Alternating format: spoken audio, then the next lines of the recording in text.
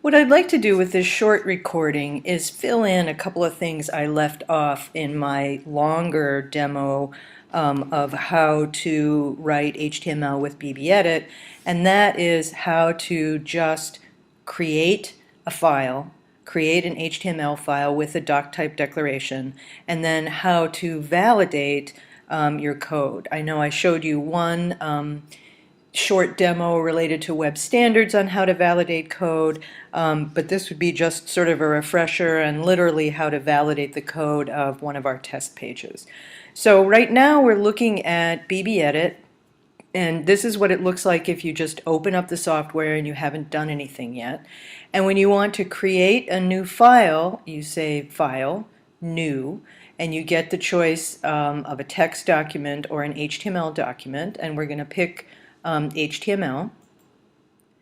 And then here's where we get our choice of doc type. We can do XHTML 1.0 strict, and let's just try that just for starters to see what it looks like when it fills in.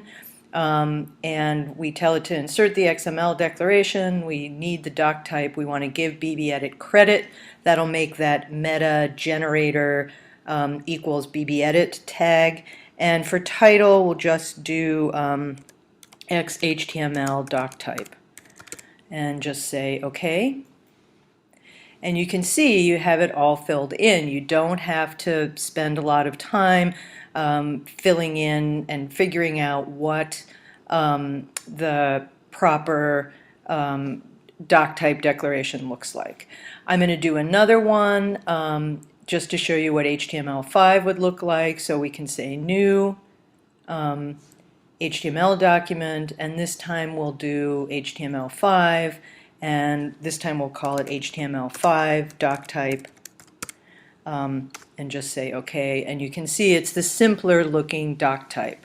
So that's literally how you create a new file in BBEdit, and I will try to remember to start the Note tab demo with how to create a file.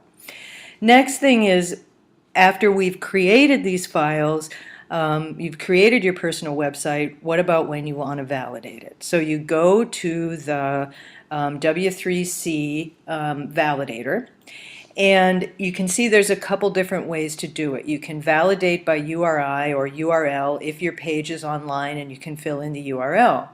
Or you can validate by file upload, and that's what we're going to do.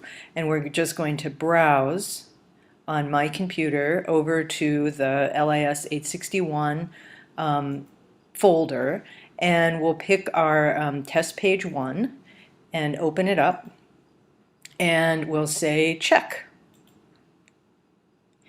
And you can see that we get a nice green successfully checked as HTML5. There is this one warning that's a little bit disturbing, but if we go to investigate that a little bit more, it tells you that the warning is that because it's not us, it's them.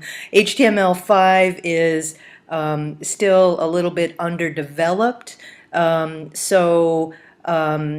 why, and this validator is still experimental. So they want us to report, the W3C wants us to report any oddities that we find in checking HTML5 with this validator because it's still under development.